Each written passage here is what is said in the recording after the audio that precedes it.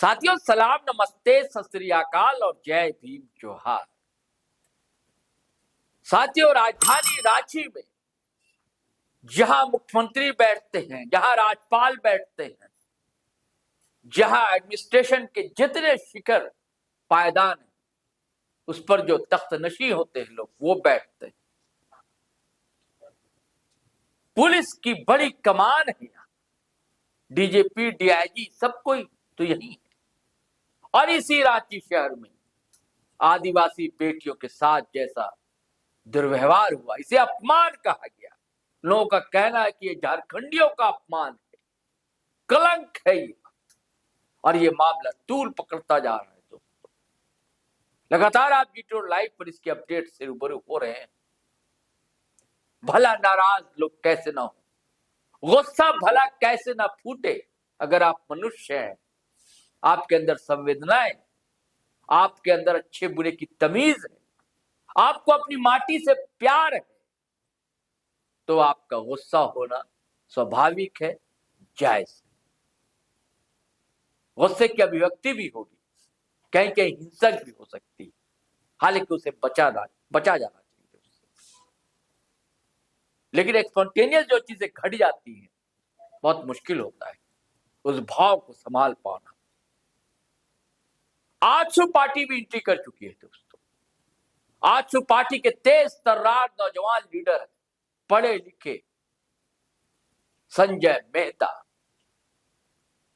उसके पार्टी के, आजसू पार्टी के महासचिव हैं, और आजसू सुप्रीमो सुदेश महतो के खास सिपा सालार संजय मेहता।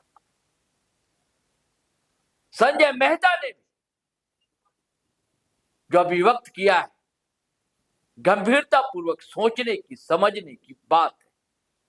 कई बातें उन्होंने बहुत ही कायदे से, बहुत ही सलीके से संजय मेहता ने उठाई, और आपको बताना ये जरूरी समझता हूं, हालांकि आप जानते ही होंगे, संजय मेहता कभी जयराम महतो के खास सिपा सालार हुआ करते थे। किसी बात को लेकर वैचारिक मतभेद हुआ, मनभेद तो आज तक नहीं होगा, मुझे ऐसा लगता है मनभेद होना भी नहीं चाहिए, मतभेद हुआ था, पार्टी छोड़ दी थी, यह हटाया गया था, सारी चीजें सामने हैं आपके। उन्होंने एक अलग संगठन बनाया था, चुनाव भी लड़े थे, हालांकि अपेक्षित सफलता उन्हें मिले नहीं, नाम मात्र के वोट उन्हें मिले थे, और बाद में उन्होंने आजसू का दामन थाम लिया, और आजसू ने उन्हें स्पेस भी दिया है, खुलकर बोलते हैं और हर जगह सक्रिय रहते हैं, हर मुद्दे पर सक्रिय रहते हैं। पढ़े लिखे हैं तो चिट्ठी पत्री लिखने में भी एक्सपर्ट हैं दोस्तों, धड़ाधड़ लिखते हैं, कार्रवाई भी होती है, जहां जाना हो वहां पहुंच भी जाते हैं। तो मैं चाहता हूं कि सुनिए सीधे आप संजय मेहता ने कहा क्या। मेरे साथियों, आपको मेरा जोहार। आप सब जानते हैं कि कुछ दिनों पहले राजधानी रांची के कोकर इलाके में एक घटना घटी। घटना ये थी कि एक आदिवासी महिला के ऊपर ये आरोप लगाया गया कि उसके पति ने कोई चोरी की है। ठीक है, एलिगेशन तो किसी के ऊपर भी कुछ भी लगाया जा सकता है, और जांच पुलिस करती है। लेकिन इस मामले में जो सबसे शर्मनाक और सबसे घृणित तौर पर जिस कृत्य को अंजाम दिया गया, वो किसी भी दृष्टिकोण से टॉलरेट नहीं किया जा सकता है, और सभ्य समाज में तो उसकी स्वीकार्यता बिल्कुल भी नहीं है। एक महिला को, एक आदिवासी महिला को, जो खूंटी से आकर के रांची में किराए के मकान पे रह रही थी, और वो कुछ काम करके अपना गुजारा करती थी, उसको चप्पल पहनाया गया, चप्पल की माला उसको पहना करके उसके पूरे चेहरे पर कालीख पोत दिया गया, और उसको सरेआम दिन दहाड़े घुमाया गया, अपमानित किया गया।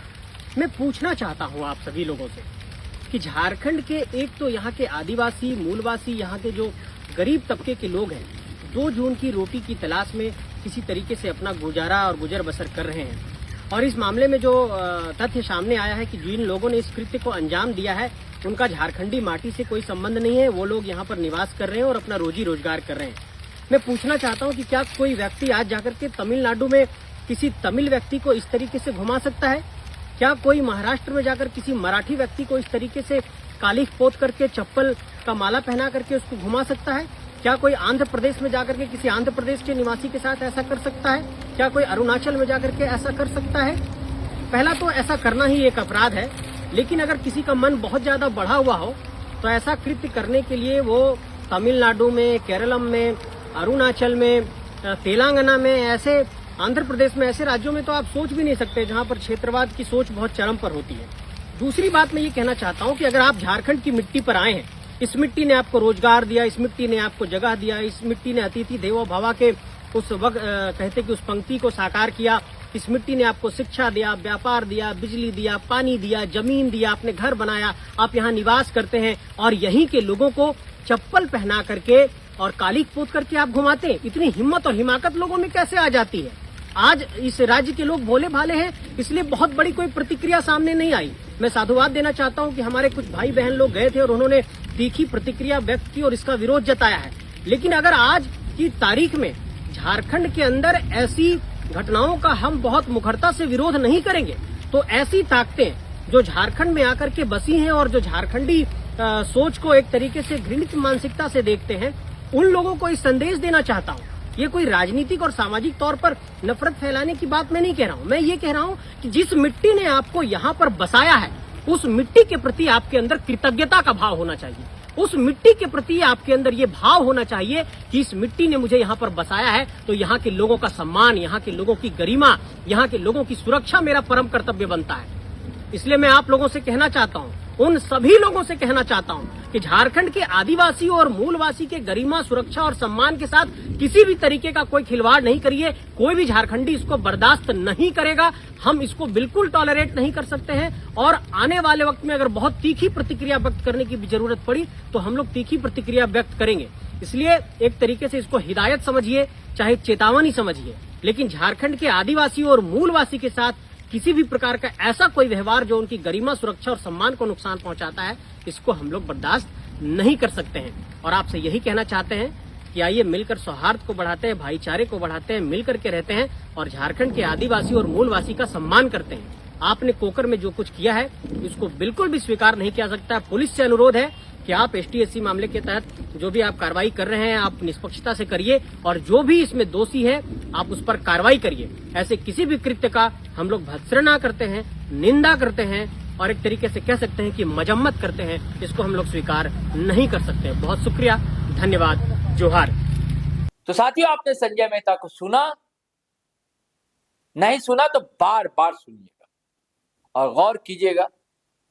एक जब पढ़ा लिखा व्यक्ति जब हस्तक्षेप करता है, उसके कहने का अंदाज अलग होता है, एक शालीनता भी होती है, लेकिन आक्रोश भी रह रहकर फूटता हुआ दिखता है। ऐसी घटना दोबारा नहीं हो, डिटोर लाइव यही चाहता है। मिलजुल कर लोग रहें। जो बाहर से भी आ गए, अब यहीं के निवासी बरसों से रह रहे हैं, लेकिन उन्हें झारखंडी मानस को समझना होगा, झारखंडी संस्कृति को समझना होगा, परंपरा को मानना पड़ेगा। ये तो तय है। अगर आप जिस जगह रहते हैं उसका तो पालन आपको करना ही पड़ेगा। और ये मांग अब उठती जा रही है। ये तनाव फैले नहीं, ये हम नहीं चाहते। प्यार से, सद्भाव से सारी बातें हो जाए और ऐसी घटना आइंदा ना हो जैसा ही झारखंडी आदिवासी बेटियों के साथ हुआ है।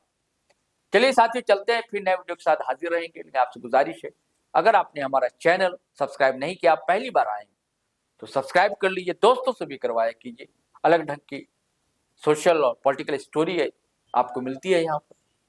और हमारा फेसबुक पेज भी है डिटोर लाइव के नाम से, उस पेज को भी फॉलो कर लीजिए। हमारी वेबसाइट भी है ditorlive.com के नाम से, उसे भी क्लिक किया करें। खबरें मिलती हैं आपके मन माफिक।